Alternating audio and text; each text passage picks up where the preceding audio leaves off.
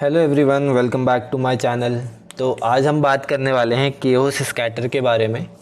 तो ये वीडियो काफ़ी लंबे टाइम से ड्यू थी, बट अभी रिसेंटली केओस ने कोरोना के साथ और नए वाले वीरे के साथ, मतलब वीरे 6 के साथ केओस स्कैटर निकाला है।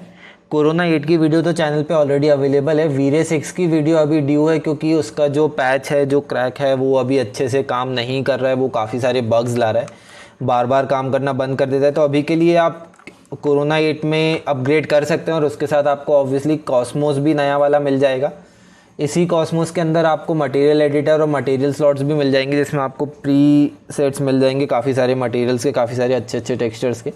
एंड इसी के साथ आपको केओस स्कैटर का ये स्कैटर भी देखने मिल जाएगा। अगर आपने अभी तक डाउनलोड और इंस्टॉल नहीं किया तो आप मेरा लास्ट वीडियो देख सकते हैं, आपको डिस्क्रिप्शन में लिंक उसका मिल जाएगा। एंड तो हम स्टार्ट करते हैं इसके साथ। और ऑब्वियसली एक कंपैरिजन है केओस स्कैटर का फॉरेस्ट पैक प्रो के साथ। तो हम ये भी देखेंगे कि क्या केओस स्कैटर एक्चुअली रिप्लेस करने का सोच रहा है फॉरेस्ट पैक प्रो को। तो अभी के लिए केओस स्कैटर का हमें जो बनाना रहता है, जो केओस स्कैटर रहता है, वो हम स्टैंडर्ड प्रिमिटिव्स जहाँ पे लिखा रहता है ऑब्जेक्ट्स में, इस पर ड्रॉप डाउन मेन्यू पे जाएंगे केओस पर, एंड केओस स्कैटर को यहाँ से क्रिएट ऐसे कर सकते हैं। अभी मैं कोरोना में बना रहा हूँ, कोरोना से यूज़ कर रहा हूँ।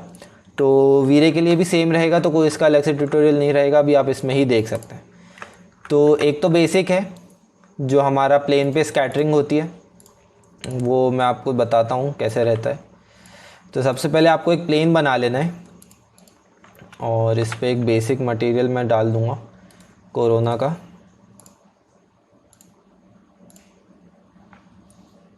Okay, this is it. तो आप इससे कोरोना केओस स्कैटर को सिलेक्ट करेंगे। स्कैटर बोलता हूँ मैं आपसे इसको। स्कैटर पे सिलेक्ट करके आपको पहले ऑब्जेक्ट सिलेक्ट करना है और फिर इंस्टांस मॉडल सिलेक्ट करना है। तो ऑब्जेक्ट में जिस पे हम स्कैटर करने वाले हैं उसको मैं सिलेक्ट कर लूँगा। जैसे आप देख सकते हैं कि यहाँ पे प्लेन 1 सिलेक्ट हो चुका है। और इंस्टांस मॉडल में मैं वो चीज़ें सिलेक्ट कर लूँगा जो मुझे स्कैटर करनी है। तो सपोज़ मुझे ये 2 मॉडल्स हैं जो स्कैटर करने हैं, तो इन दोनों को मैंने यहाँ पे सिलेक्ट कर लिया है। ठीक है, तो अभी आप देख सकते हैं कि यहाँ पे आपको काफ़ी सारे ऐसे बॉक्सेस से दिख रहे होंगे। आप इसका इंटरेक्टिव में एक तरफ ऑन कर देता हूँ ताकि आपको रियल टाइम में इसकी स्कैटरिंग भी दिखते रहे। ओके, तो अभी आप देख सकते हैं कि आपको पता नहीं चल पा रहा है कि कौन सा क्या है, और इसका टेक्सचर भी एक्चुअली अभी बहुत अच्छा तो नहीं आ रहा है, बिल्कुल ही अच्छा नहीं आ रहा है एक्चुअली। तो अभी मैं इसमें इसका जो ये वायर फ्रेम मोड है, इसका डिस्प्ले चेंज कर देता हूँ। अगर आप राइट साइड में यहाँ पे स्क्रॉल डाउन करेंगे तो आपको यहाँ पे व्यू पोर्ट डिस्प्ले में दिख जाएगा। वायर बॉक्स की जगह हम पॉइंट क्लाउड लगा लेते हैं, जैसे हमें उस पर दिखता था, फॉरेस्ट पैक में दिखा करता था। ठीक है, तो ये हमारा पॉइंट क्लाउड हो गया। तो ये तो हो गया बेसिक स्कैटरिंग। ठीक है, और हमने ये 2D सरफेस पे की है, तो ये 2D सरफेस पे स्कैटरिंग है। अब यहाँ पे नंबर ऑफ़ मॉडल्स भी हैं, तो मैं इसको बढ़ा सकता हूँ, तो ये इसकी डेंसिटी यहाँ से बढ़ जाएगी। और यहाँ पे काउंट्स हैं, तो यहाँ पे जैसे 1000 मैं इसको 2000 करता हूँ। आप ये देख सकते हैं कि यहाँ पे डेंसिटी कम हो रही है, सॉरी बढ़ रही है। 200 हो गया गलती से, तो 2000 कर देता हूँ। तो आप देख सकते हैं यहाँ पे डेंसिटी बढ़ चुकी है। अब बात आती है कि इसमें हमें डिस्टिंग्विश कैसे करेंगे हम। तो एक तो इसमें जो चीज़ मुझे पसंद नहीं आई है वो यहाँ पे कि इसमें अलग अलग कलर्स नहीं दिखा रहा है। तो हमें यहाँ पे डिस्टिंग्विश करने में बहुत ज़्यादा दिक्कत आने वाली है कि कौन सा मॉडल किस कलर का है और कौन सा जो पॉइंट क्लाउड है वो किस मॉडल को रिप्रेजेंट कर रहा है। सेकेंड चीज़ ये कि हम यहाँ पे जो हमारा कंट्रोल है वो काफ़ी ज़्यादा कम है हमारे पास। जैसे हमारे पास फॉरेस्ट पैक प्रो में कंट्रोल काफ़ी ज़्यादा रहता था, जैसे हमारे पास पेंट करने का ऑप्शन रहता था, और पर्टिकुलर मॉडल को अगर आपको प्लेस करना है तो किस तरह से आप प्लेस करेंगे वो सब भी हमारे पास रहता था। तो ये तो आपका प्लेन का हो गया। सेकेंड में अगर आपको दिखाऊं तो हम सिमिलरली जैसे उसमें लाइन पर अपने मॉडल स्कैटर कर सकते थे, तो ये लाइन मैं बना लेता हूँ एक, एंड इस लाइन पे इस लाइन को मैं यहाँ पे इंक्लूड कर देता हूँ। ओके, एंड इसको मैं सिलेक्ट करके ऑन स्प्लाइन कर देता हूँ। तो अभी आप देख सकते हैं कि यहाँ पे स्प्लाइन पे तो आ गया है, लेकिन ये यहाँ पे प्लेन पे हट गया है। तो इसका सीधा सीधा मतलब ये निकलता है कि हमें दो स्कैटर बनाने पड़ेंगे अगर आपको प्लेन और लाइन दोनों पे एक साथ स्कैटरिंग करनी है तो। एंड जैसे कि ये बहुत ज़्यादा दिख रहा है तो स्पेसिंग मैं इसकी बढ़ा देता हूँ थोड़ा, ठीक है। तो ये हो गया हमारा, अगेन वही दो तरीके के मॉडल्स इसमें हमें दिख रहे हैं। एंड बट वही कि हमें दो स्कैटर करने पड़ेंगे जैसा कि मैंने बताया अभी अभी आपको, है ना। तो मैं वापस इसको ऑन सरफेस कर देता हूँ, सॉरी ऑन सरफेस कर देता हूँ। एंड ऑन सरफेस, एंड जो एक और स्कैटर मैं बना देता हूँ वो स्कैटर हमारा रहेगा लाइन के लिए। तो मैं आपको उसमें दोनों अलग अलग स्कैटर में अलग अलग चीज़ें एक्सप्लेन कर दूँगा। फिर ये हमारा दूसरा वाला स्कैटर बना लिया मैंने यहाँ पे। एंड इस वाले स्कैटर पे मैं कोई दूसरा ऑब्जेक्ट पिक कर लेता हूँ। एक तो ये लाइन पिक कर ली, स्कैटरिंग इसकी ऑन स्प्लाइन हो गई, प्लस जो मॉडल है वो सपोज़ मैंने ये यूज़ कर लिए ट्रीज़।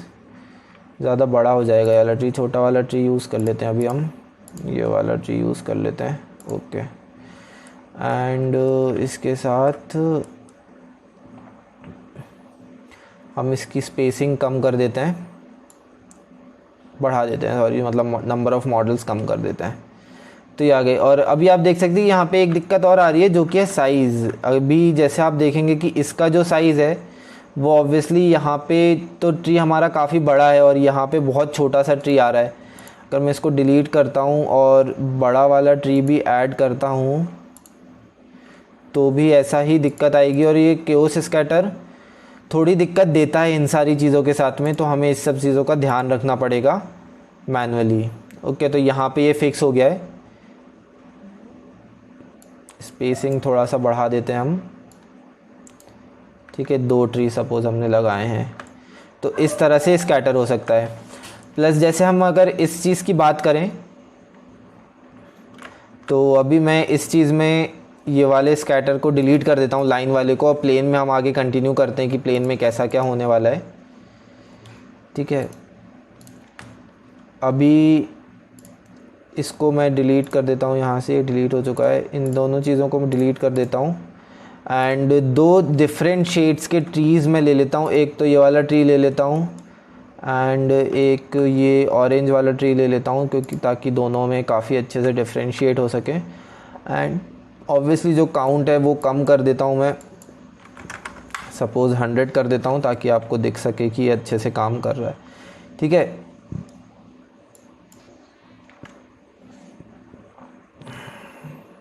हाँ, तो ये आपको दिख रहा है यहाँ पे। तो अभी आप देख सकते हैं कि ये नंबर ऑफ़ जो ट्रीज़ हैं ये दोनों बराबर बराबर रहेंगे, ऑरेंज वाले और ग्रीन वाले। बट मैं इनकी जो फ्रीक्वेंसी है वो कम कर सकता हूँ। जैसे जो ये ट्रीज़ हैं इसको अगर मैं 0.5 कर दूँगा तो अभी आप देख पाएंगे कि जो ग्रीन वाले ट्रीज़ हैं वो पहले से कम हो गए हैं और जो ऑरेंज वाले ट्रीज़ हैं वो ज़्यादा हो गए। मतलब मैंने जो ग्रीन वाले ट्रीज़ की फ्रीक्वेंसी है वो 0.5 करके कम कर दी है, और अगर मैं 1 करता हूँ तो यहाँ पे वापस से बढ़ जाएंगे। तो इस तरह से हम इसको अरेंज कर सकते हैं।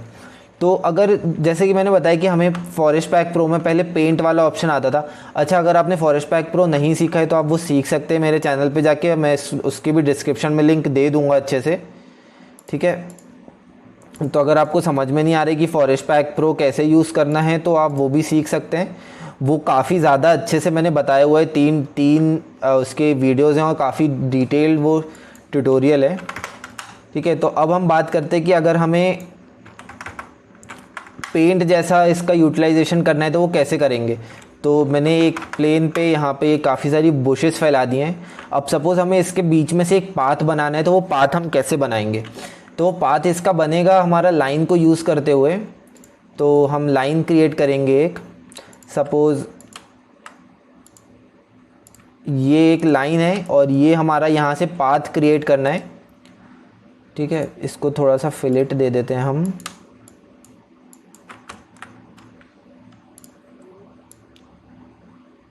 हाँ। तो ये हमारा सपोज़ लाइन है और वापस से स्कैटर सेलेक्ट करता हूँ मैं, ठीक है। अभी क्या करना है आपको, यहाँ पे नीचे आएंगे ना आप, तो राइट साइड में आपको यहाँ पे दिखेगा कि एक तो एरिया ऐड करने का एंड एक्सक्लूड स्प्लाइंस का। तो एक्सक्लूड करेंगे हम यहाँ पे एक लाइन को ऐड करेंगे। बट अभी आप देखेंगे कि यहाँ पे कुछ भी समझ में नहीं आ रहा है, कुछ भी हुआ नहीं है, तो इसके साथ हमें नियर वैल्यू देनी पड़ेगी इसकी। इस लाइन की नियर वैल्यू हम यहाँ पे जैसे ही बताएंगे कि इस स्प्लाइन के इतना इतना दूर पे कुछ भी नहीं आना है। तो सपोज़ अगर मैं 1 मीटर डाल देता हूँ तो आप देख सकते हैं कि स्प्लाइन के आसपास पूरा क्लियर हो गया, मतलब 1 मीटर का जो यहाँ पे विड्थ है वहाँ पे हमारा पाथ बन चुका है। तो इस तरीके से हम इसमें पेंट का जो हम फॉरेस्ट पैक प्रो में पेंट करते थे वो हम इस तरीके से इसमें स्प्लाइन से करना पड़ेगा।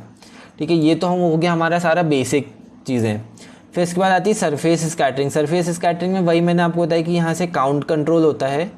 फिर जैसे हम उसमें ट्रांसफॉर्मेशन और रैंडमनेस क्रिएट करने के लिए चीज़ें करते थे कि अगर आप देखेंगे कि ये काफ़ी ज़्यादा सिमिलर सी चीज़ें दिख रही हैं, सब कुछ सिमिलर दिख रहा है, तो मैं इसका ये काउंट कम कर देता हूँ थोड़ा ताकि आप नोटिस कर पाएँ।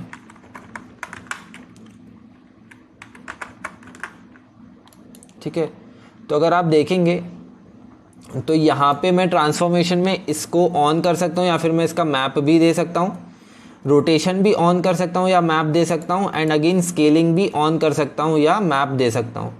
तो ये काफ़ी ज़्यादा स्कैटर में आपको हेल्प करेगा, तो आपका रियलिस्टिक लुक आता है उसमें हेल्प करने वाला है। एरियाज़ का मैंने आपको बता दिया, एरियाज़ भी आप इसी तरीके से ऐड कर सकते हैं और इंक्लूड कर सकते हैं जहाँ पे आपको स्कैटरिंग करनी है, जिसके आसपास आपको हटाना है और कहीं लगाना है। ठीक है, और ये रहा हमारा पॉइंट क्लाउड, जिसमें मैंने आपको बताया कि कैसा दिखता है। अगर आप पॉइंट क्लाउड पे जाएंगे तो पॉइंट क्लाउड नन चले जाएंगे तो यहाँ पे कुछ नहीं दिखेगा, पर रेंडर हो रहा होगा।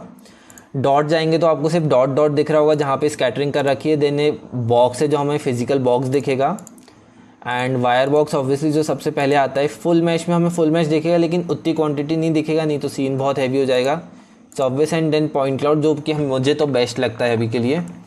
तो ये हो गया हमारा केओस स्कैटर, जो कि बहुत ज़्यादा एडवांस नहीं है, बहुत सिंपल सा बेसिक सा एक स्कैटरिंग सॉफ्टवेयर है, जो ऑब्वियसली 3ds मैक्स में जो हम फॉरेस्ट पैक प्रो ये यूज़ करते हैं वो कभी भी रिप्लेस नहीं कर पाएगा। बट ऑब्वियसली जो उनको बेसिक स्कैटरिंग करनी रहती है उनके लिए बहुत ही अच्छे एक प्लगइन की तरह यूज़ कर सकते हैं। एंड जितनी भी सारी डिस्क्रिप्शन में लिंक रहेंगी उसको आप एक बार चेकआउट कर लीजिएगा, जिसमें कि आपको फॉरेस्ट पैक प्रो का मैं आपको रिकमेंड करूंगा, जो कि बहुत ही अच्छा ट्यूटोरियल है एंड बहुत ही यूज़फुल सॉफ्टवेयर है। प्लस अगर आपने अभी तक केओस कोरोना 8, जिसका नाम अभी चेंज होकर केओस कोरोना 8 हो गया है, वो अगर आपने अपडेट नहीं किया तो वो अपडेट कर सकते हैं, उसमें कोई भी दिक्कत नहीं आने वाली है। आपको पूरा इंस्टॉलेशन प्रोसीजर मैंने बता रखा है, एंड सारी की सारी लिंक्स आपको मेरे टेलीग्राम ग्रुप एंड चैनल पे मिल जाएगी डाउनलोड्स के लिए। आपको कुछ भी कहीं भी परेशान होने की ज़रूरत नहीं है। आज की वीडियो के लिए इतना ही, मिलते हैं नेक्स्ट वीडियो में। लाइक कर दीजिए इस वीडियो को, शेयर कीजिए अपने दोस्तों के साथ एंड सब्सक्राइब कीजिए मेरे चैनल को।